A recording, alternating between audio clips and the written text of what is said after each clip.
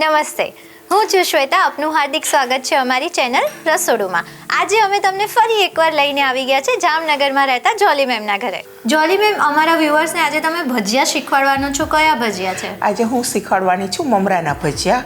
Okay, એ તો એકદમ તરત જ બની જતા હશે. તરત જ બની જાય. અને બટેકાવાળા ખાતા હોઈએ, મેથીના ખાતા હોઈએ, મરચાના ખાતા હોય, ડુંગળીના, પણ મમરાના ભજીયા ખાશો તો તમને એમ થશે વાહ, બહુ મસ્ત લાગે છે. ઓકે, તો શરૂ કરીએ. હા, સારું, ચલો.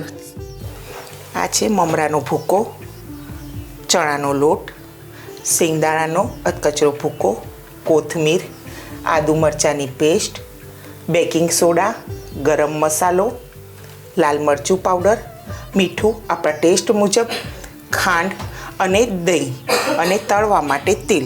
તો આપણે હવે બનાવવાની શરૂઆત કરીએ. આ મમરાના ભૂકામાં આપણે 1 ચમચી ખાંડ ઉમેરશું. સિંગદાણાનો ભૂકો ઉમેરી દઈશું બધો.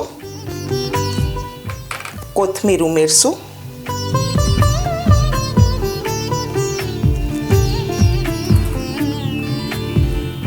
મીઠું ઉમેરશું.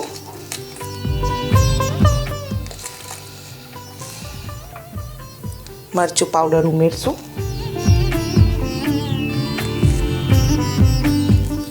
ગરમ મસાલો ઉમેરશું. અને આદુ મરચાંની પેસ્ટ ઉમેરશું. એ આપણે તીખાશ જે રીતે જોતી હોય તે રીતે ઉમેરવાની છે. અને અમુકને એવો વિચાર આવે કે મમરાના ભજીયા છે તો આ વાળશે કેવી રીતે, આપણે એનું બાઇન્ડિંગ કરવા માટે દહીંનો ઉપયોગ કરશું. ઓકે.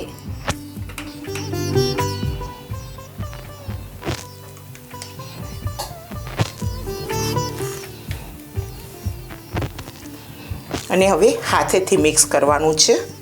દહીં જરૂર પડે તેમ ઉમેરતું જવાનું છે.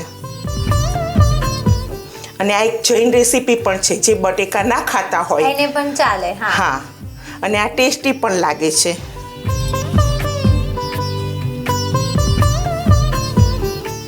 આપણને આ જે બેટર છે એ જાડું પતલું લાગતું હોય તો આપણે એ રીતે દહીંનું પ્રમાણ વધતા કરી શકીએ. એટલે આ જે બાઇન્ડિંગ થશે બટેકા વડાનો મસાલો કેવો હોય તે રીતે. હા, આપણે દહીં જેમ જરૂર પડે તેમ ઉમેરતું જવાનું. ઓકે.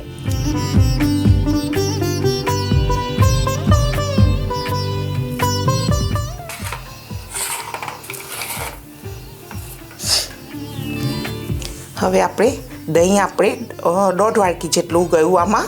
હવે આપણે જોઈ લેવાનું કે આપણે બટેકા વડાનો જેમ મસાલો તૈયાર કરીએ છીએ ને ગોળ વાળીએ છીએ તે રીતે વળે છે. જો હવે આપણું આ વળી ગયું છે વડું, એટલે બરોબર છે. ઓકે. આ રીતે આપણે બધા વાળવાના છે. હવે આપણે ચણાના લોટનું બેટર તૈયાર કરશું. ભજીયાની જેમ જે ઉતારીએ આપણે તે જ રીતનું બેટર તૈયાર કરવાનું છે. તેમાં આપણે મીઠું ઉમેરશું અને જરૂર મુજબ પાણી ઉમેરીને આપણે બેટર બનાવશું.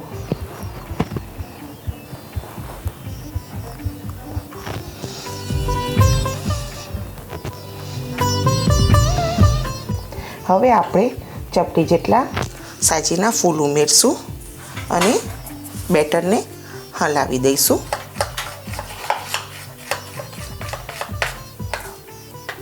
હવે આપણે જે આ મમરાનું જે સ્ટફિંગ જે કરેલું તે આમાં ઉમેરશું એક એક કરીને અને પછી આપણે ઉતારશું.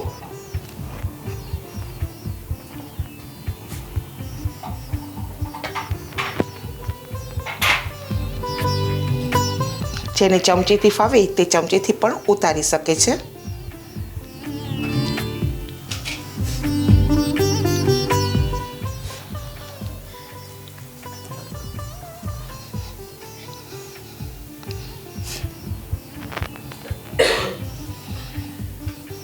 અને ગોલ્ડન બ્રાઉન થાય તે રીતે આપણે ફ્રાય કરવાના છે.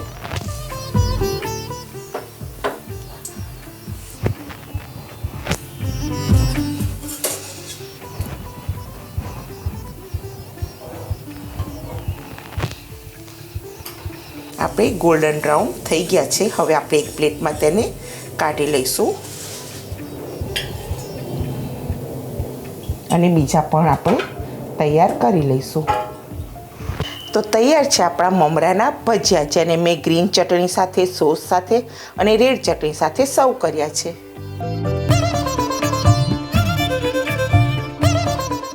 અમારા દર્શક મિત્રોને તમે આજે મમરાના ભજીયા શીખવાડ્યા છે, એના માટે અમારા ચેનલ તરફથી એક સર્ટિફિકેટ અને એક ભેટ. Thank you. Welcome ma'am. તરત બની જાય એવી અને એકદમ ઇઝી આ રેસીપી તો તમારે 110% ટ્રાય કરવી જોઈએ. એટલી મજા આવે છે ને ખાવાની, મને તો મજા જ પડી ગઈ. આવી અવનવી રેસીપી જો તમારે રોજ જોવા માંગતા હોય તો અમારા ઇન્સ્ટાગ્રામ પેજને ફોલો કરવાનું ભૂલતા નહીં, જેની લિંક અમે નીચે જણાવેલી છે. અને તમે પણ ઈચ્છો છો કે તમે અમારા ચેનલમાં આવો, અમારા બીજા વ્યુઅર્સને તમારી રેસીપી જણાવો, તો તમારે માત્ર બસ અમને એક કોલ કરવાનો છે. અમારો કોન્ટેક્ટ નંબર પણ અમે નીચે જણાવેલો છે. ધન્યવાદ.